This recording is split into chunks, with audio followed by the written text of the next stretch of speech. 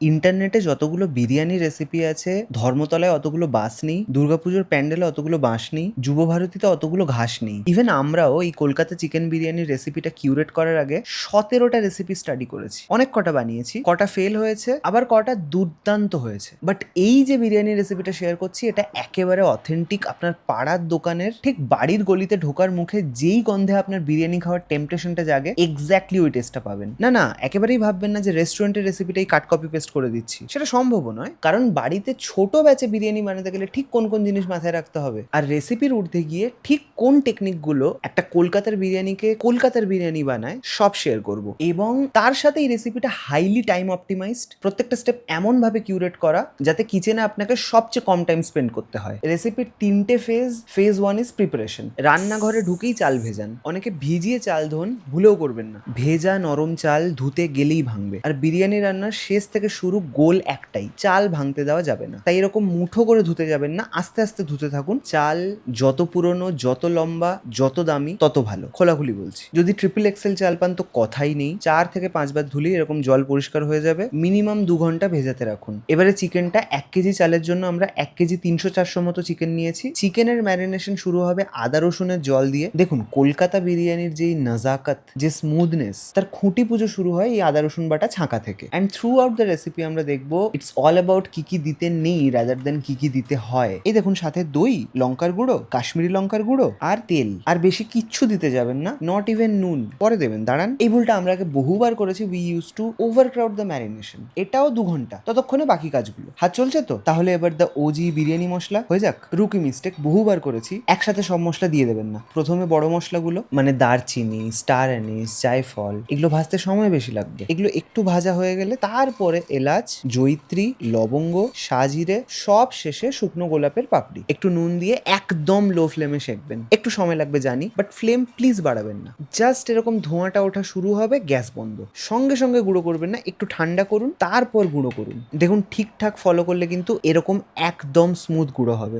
But যদি এদিক ওদিক হয়েও যায়, মশলাটা ছাঁকতে একদম মিস করবেন না। ওই যে বললাম নাজাকাতের খেলা চলছে, এই পুচকি পুচকি জিনিসগুলি একটা বিগার ডিফারেন্স তৈরি করে। এইবার একটা অ্যারোমা মিক্স বানিয়ে নেব। কেওড়া জল, গোলাপ জল, আতর, লেবুর রস আর চিনি। হ্যাঁ জানি এটা একদম শেষে লেয়ারিং এর সময় লাগে, বাট মামা তখন এত কিছু রেডি করতে হবে, তো আগের থেকে বানিয়ে রাখুন, লাভে থাকবেন। আর এদিকে একটু দুধ গরম করে কটা কেশর ভেজাতে রেখে দেবো। ভিজতে একটু টাইম লাগে। ফেজ 1 ডান। এবারে ফেজ 2, আলু, চিকেন আর ইয়াকনি। এইবারে পেঁয়াজটা একদম পাতলা পাতলা করে কেটে নেব। এই যে ঠিক এই রকম থিকনেস। একটু মোটা বা পাতলা হলেও চাপ নেই, বাট খেয়াল রাখবেন সব কটা যেন একই থিকনেস হয়, নাহলে ভাজার সময় একটা কাঁচা একটা পুড়ে যাবে। কড়াই তেল গরম করে পেঁয়াজটা ভেজে নেব। পেঁয়াজটা মিডিয়াম ফ্লেমে ভাজুন, আর ভুলেও সব পেঁয়াজ একসাথে ভাজতে যাবেন না, দুটো ব্যাচে ভাজুন। আচ্ছা, পেঁয়াজ ভাজার 3টে স্টেজ থাকবে। নুন তো দেবেনই না, বলাই বাহুল্য। প্রথমে পেঁয়াজটা নরম হয়ে এরকম হবে, তারপরে এরকম ট্রান্সলুসেন্ট হবে, তারপরে এইরকম রং ধরতে শুরু করবে। এই স্টেজ থেকে নাড়তে থাকুন, একদম থামবেন না। আর চোখ তো সরাবেনই না। আর বেরেস্তার যে কালার হয় তার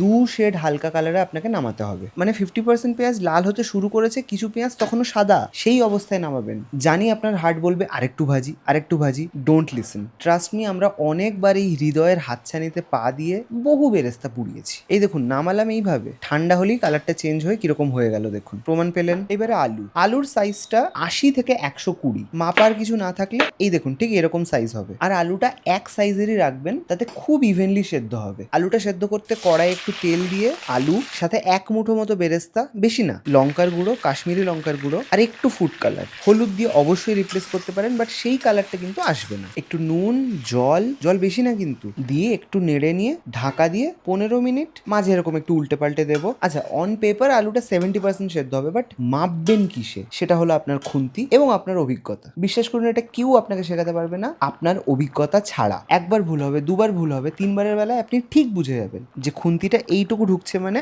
আলু রেডি। আলুগুলো ছেঁকে তুলে নেব। এইবার এই যে রসটা আছে এটা কিন্তু আমাদের ফেলে দিতে হবে না, পুরো ফেলবো না, ঠান্ডা করে ওপরের রোগানটা অবশ্যই তুলে নেব। That's freaking flavourful. বাট এই যে নিচের এই জলটা বুকে হাত রেখে প্লিজ ফেলে দিন। ওই যে বলেছিলাম ইটস মোর অ্যাবাউট কি কি দিতে হবে না রাদার দেন কি কি দিতে হবে। এইবারে চিকেনটা এতক্ষণে 2 ঘন্টা আশা করি হয়ে গেছে, না হলেও চাপ নেই, 1-1.5 ঘন্টা হলে কি ক্ষতি। কড়া শুদ্ধ বেরেস্তার তেলটা ফিরিয়ে আনুন। আমাদের বাঙালি গোটা গরম মশলা, এলাচ, লবঙ্গ, দারচিনি ফোড়ন দিন। ব্যাস সুমধুর গন্ধ বেরোলেই চিকেনটা। নুন আগে দিইনি যাতে চিকেনের মধ্যে ম্যারিনেশনের ফ্লেভারটা ভালো করে ঢুকতে পারে, তাই এখন নুন দেবো, সাথে ওই আলু সেদ্ধ তেলটা আর 2 মুঠো মতো বেরেস্তা। কিছুক্ষণ বাদে খুলে দেখবেন চিকেন এরকম ভয়ঙ্কর জল ছেড়েছে। চিকেনেও কিন্তু আমরা একদম বেশি মশলা রাখছি না, না তো বিরিয়ানি মশলা দিচ্ছি, না তো গোলাপ জল, কেওড়া জল, আতর, নাথিং। চিকেনটাও মোটামুটি 60-70% মতো কুক হবে। আগেন বোঝার কোনো উপায় নেই, অভিজ্ঞতাই অস্ত্র। লেগ পিস থাকলে দেখুন এরকম হাড় থেকে মাংসটা ছেড়ে আসতে শুরু করছে, স্টপ দ্য কুকিং। মাংসগুলো ঝেড়ে ঝেড়ে বের করে পুরো ব্যাপারটাকে 10 মিনিট ঠান্ডা হতে দিন। ঠান্ডা হলেই দেখবেন ওপরে কি সুন্দর এরকম রোগানটা ভেসে উঠেছে।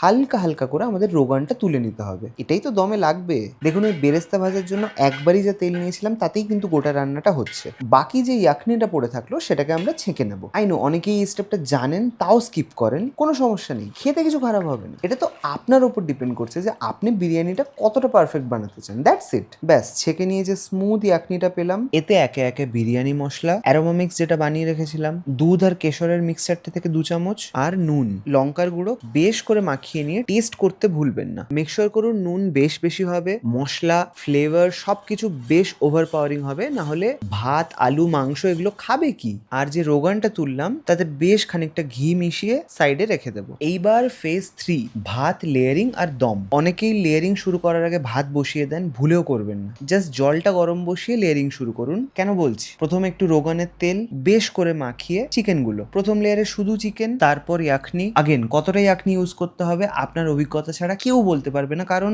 আপনি কোন কোয়ালিটির চাল ইউজ করছেন, কোন কোয়ালিটির আলু ইউজ করছেন, তারা কতটা জল টানবে সেটা পৃথিবীর কোনো রেসিপি বলতে পারবে না আপনার প্রিভিয়াস এক্সপিরিয়েন্স ছাড়া। এটাই সত্যি। চিকেনের ওপর এরপর 1 মুঠো বেরেস্তা আর বিরিয়ানি মশলা, এরপর আলু বোখরা। হ্যাঁ একটু দাম পড়ে আর পেতেও একটু চাপ হয়, বাট পেলে না মিস করবেন না। এবারে আলুগুলো সুন্দর করে সাজিয়ে দেবো, তার ওপরেও একটু বিরিয়ানি মশলা আর বেরেস্তা, তার ওপরে এরকম গুঁড়ো করা খোয়া বা খোয়া ক্ষীর যে কোনো মিষ্টির দোকানে পেয়ে যাবেন। এটা ভুলেও মিস করবেন না, কারণ কলকাতা বিরিয়ানিতে খোয়া ক্ষীরের যে কি মহিমা, যারা জানে তারা জানে। ব্যাস লেয়ারিংটা শেষ করতে করতে জল ফুটে যাবে, জলে গোটা গরম মশলা দিন, নুনটা বেশি করে, মানে বেশ বেশি করে, যেন মুখে দিলে দীঘার ফ্ল্যাশব্যাক আসে। 2 চামচ ভিনিগার, খুব ইম্পর্টেন্ট, দিলে ভাত ভাঙেও না আর বেশ সাদা সাদা হয়। আচ্ছা, জল ফুটলে ছেঁকে চালটা প্রথমে হাই হিটে রাখবো, আর বেশি নাড়াবো না, জাস্ট খুন্তি দিয়ে নিচের চাল ওপরে আর ওপরের চাল নিচে 2 থেকে 3 বার, বেশি না কিন্তু। একটু বাদে দেখবেন চালটা জলের মধ্যেই নাচতে শুরু করছে। এই অবস্থায় গ্যাস কমিয়ে দিন। আগেন অন পেপার ওই 60-70% কিছু একটা বলে, কিন্তু বুঝবো কি করে ভাই, চালটা ঠিক তার চাল সত্তা থেকে বেরিয়ে ভাত সত্তার দিকে যেতে শুরু করেছে। আমরা তো এইভাবেই বুঝি।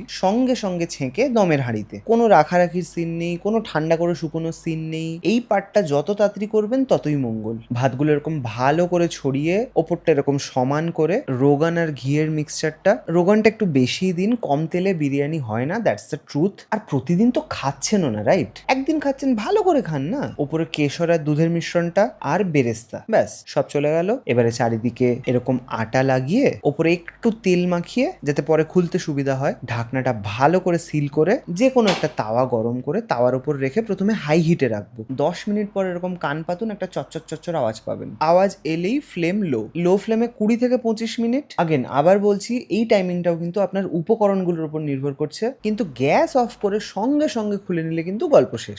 মিনিমাম 15 মিনিট, প্রেফারেবলি আধ ঘন্টা টাইম দিন, ব্যাপারটা একটু থিতু হোক, তারপর খুলুন। আচ্ছা, we are not done yet. Biryani কাটাও কিন্তু একটা আর্ট মামা। ধারালো হাতা খুন্তি নয়, ভোঁতা প্লেট ইউজ করুন। প্রথমে একদিক থেকে ভাত কাটতে শুরু করুন, চেষ্টা করবেন ভাতগুলো যেন না ভাঙে। আলু ফালু পড়লেও সাইড করতে শুরু করুন, গোল হলো নিচের মাংস অব্দি পৌঁছানো। এই দেখুন মাংস, আর শুধু তারই, কোনো এক্সট্রা রস দেখতে পাচ্ছেন? পুরো ব্যাপারটা বিরিয়ানি শুষে নিয়েছে। That is one of the sign of a perfect biryani, যার তলা একদম ক্লিন থাকবে। আরেকটা সাইন হলো, ঢাকনাটা খুললেই ভাতগুলো যদি এরকম কদম ফুলের মতো দাঁড়িয়ে দাঁড়িয়ে থাকে, বুঝবেন আপনার ভাত পারফেক্টলি সেদ্ধ হয়েছে। দেখে আশা করি বুঝতেই পারছেন যে চিকেনটা কতটা জুসি, আলুটা কতটা ফ্লেভারফুল, আর নিডলেস টু সে ভাতটা ঠিক কতটা ঝরঝরে। সুগন্ধটা সরি, ওইটা আপনাদের সাথে শেয়ার করতে পারলাম না। ফুল ডিটেল রেসিপি অবশ্যই আমাদের ওয়েবসাইটেই পেয়ে যাবেন। তবুও কিছু সমস্যা হলে আমাদের ইনস্টাগ্রামে ডিএম করুন বা কমেন্টে জানান। আবার বলছি, এই বিরিয়ানি যদি কাউকে না জানিয়ে খাওয়ান, কেউ জিজ্ঞেস করবে না কিভাবে বানালি, সবাই বলবে কোত্থেকে এনেছিস। ভিডিওটা ভালো লাগলে ডেফিনেটলি সাবস্ক্রাইব করতে পারেন, আরো অনেক কিছু আনার প্ল্যান আছে। আজ আসি, আবার দেখা হবে।